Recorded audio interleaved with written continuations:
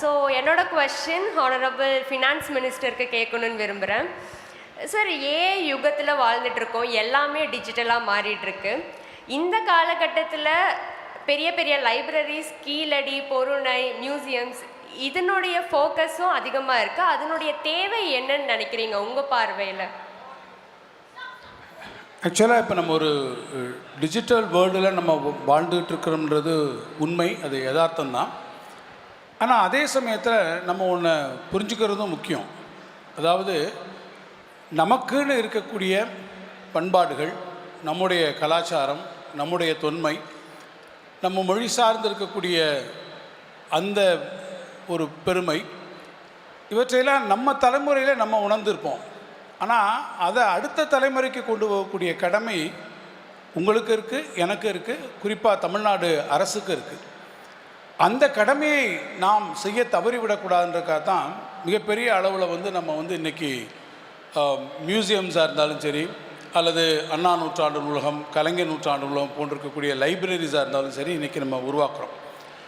இன்னொரு பக்கம் பார்த்திங்கன்னா நமக்கு அந்த டிஜிட்டல் டிவைட் இன்னும் இருக்குது. இப்போ கிராமப்புறங்களுக்கு போயிருக்கிறதுக்கும் நம்ம நகரப்புறங்களில் இருக்கிறவங்களுக்கும் அந்த வித்தியாசங்கள் இன்னும் இருக்குது. ஏஐ போன்றிருக்கக்கூடிய அந்த விஷயங்கள் இப்போ கிராமப்புறங்களையும் எல்லா இடத்துக்கும் போகணுன்றக்காக தான் இன்றைக்கி இருக்கக்கூடிய நிகழ்ச்சியை நம்ம அதை நோக்கி இருக்கக்கூடிய ஒரு நகர்வு. ஆனால் அதை நம்ம விட்டுற முடியாது. ஆனால் அதே சமயத்தில் நம்ம செய்ய வேண்டிய இந்த காரியங்கள் தலைமுறைக்கும் நம்ம எடுத்துக்கொண்டு போய் நிலைநிறுத்த வேண்டிய ஒரு கட்டாயம் நமக்கு இருக்குது. உதாரணத்துக்கு எடுத்துட்டிங்கன்னா, இப்போ பொருணை மியூசியத்துக்கே நீங்கள் போய் பார்த்தீங்கன்னா அங்கே ஆர்டிஃபேக்ட்ஸ் எல்லாம் ஒன்லி டிஸ்பிளே மட்டும் இருக்காது. நீங்களே அங்கே போய் பார்த்தீங்கன்னா அதோட ஒன்றி இருக்கக்கூடிய அளவில் அதை நீங்கள் எக்ஸ்பீரியன்ஸ் பண்ணலாம். Because it is an experience அப்படின்ற வகையில் உங்களை என்கேஜ் பண்ணுற மாதிரி தான் இப்போ கொண்டு வந்திருக்கோம். ஸோ இப்போ இருக்கக்கூடிய இந்த இன்ஃபர்மேஷன் டெக்னாலஜியில் இருக்கக்கூடிய நியூ டெக்னாலஜியை நம்ம யூஸ் பண்ணி உங்களை அந்த காலத்துக்கு எடுத்துகிட்டு போகக்கூடிய அளவிற்கு இன்றைக்கி ஒரு 7D எக்ஸ்பீரியன்ஸாக இருந்தாலும் கொடுக்கக்கூடிய வகையில், அது முன்னால் இருக்கக்கூடிய பழமையாக இருந்தாலும் பின்னாடி இருக்கக்கூடிய புதுமையாக இருந்தாலும் அது உருவாக்கப்படுகிறது. நீங்கள் சொல்கிறது மாதிரி இப்போ தேவையானு நம்ம ஒரு கேள்வி கேட்குறோம், பழமையை வச்சு இப்போ என்ன செய்கிறோம்னு.